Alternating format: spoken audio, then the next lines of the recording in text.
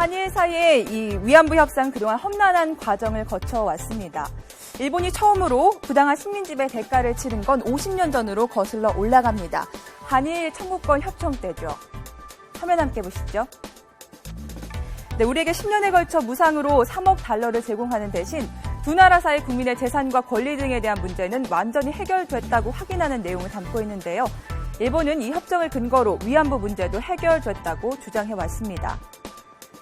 위안부 문제는 1991년 김학순 할머니가 일본군의 만행을 처음 증언하면서 본격적으로 수면 위로 떠올랐습니다. 17살 꽃다운 나이에 일본군에 끌려간 고 김학순 할머니. 중국에서 온갖 고초를 겪다 가까스로 탈출해 고국으로 돌아왔지만 가슴 속에 옹이진 한은 쉽사리 지워지지 않았습니다.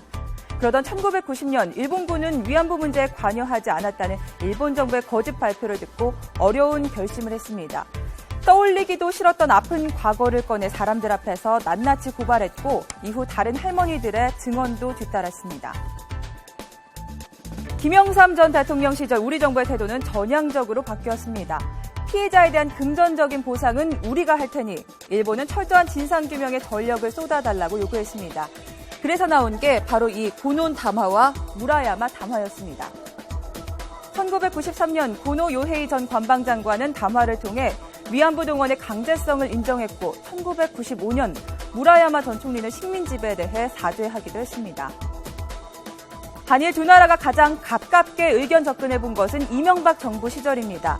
2011년 헌법재판소가 부작위에 의한 위헌 결정을 내림으로써 정부가 위안부 문제 해결을 위한 외교적 교섭 의무를 안게 됐는데요. 2012년 사사의 일본 외무성 차관이 이른바 사사의 안을 내놓았습니다. 일본 총리가 사과 편지를 보내고 주한 일본 대사가 피해자들을 직접 만나 사과하겠다. 그리고 일본 정부의 예산으로 피해자들을 보상하겠다는 내용을 담고 있는데요. 지금까지 나왔던 것 가운데 가장 진전된 안이지만 일본의 법적 책임 인정이 부족하다는 이유로 우리 정부는 받아들이지 않았습니다. 이 지난한 과정을 거쳐 우리 한일 외교부 장관이 오늘 담판에 나섰습니다. 죽기 전에 일본의 진정한 사과를 받고 싶다는 위안부 피해 할머니들의 소망이 이뤄질 수 있을까요? 시간이 얼마 없어 보입니다.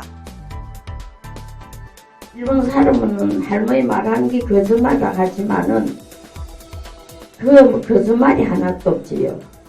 그 흉터가 남아있고 역사가 뚜렷이 나 있는데 우리가 어떻게 거짓말을 하겠습니까? 너무 오래 끓었으니 이제 그만 끓고 해결을 해줬으면 좋겠다고. 우리 갈 길이 바빠 멀질 않았어요. 그래도 한이라도 좀 풀고 가야지. 아베가 임기가 오래 갈지 내가 오래 살지 나는 200년 살아가지고 아베한테 이길 거예요.